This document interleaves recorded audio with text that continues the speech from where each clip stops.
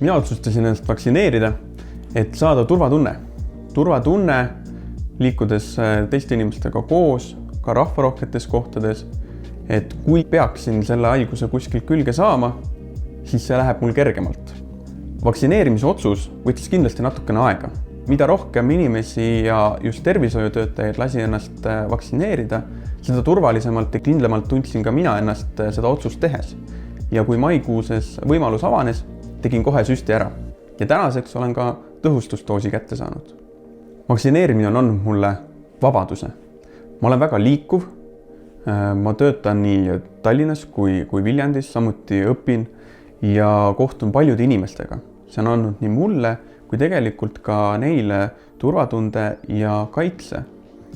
Volikogu esimehena pean palju kohtuma inimestega, käima allasutustes ja seda saab teha vaid siis, kui nii minul kui teistel on turvatunne, et me raskelt ei haigestu. Samuti saan ma käia kultuurisündmustel, teha sporti, nautida erinevaid maitseid kohvikutes.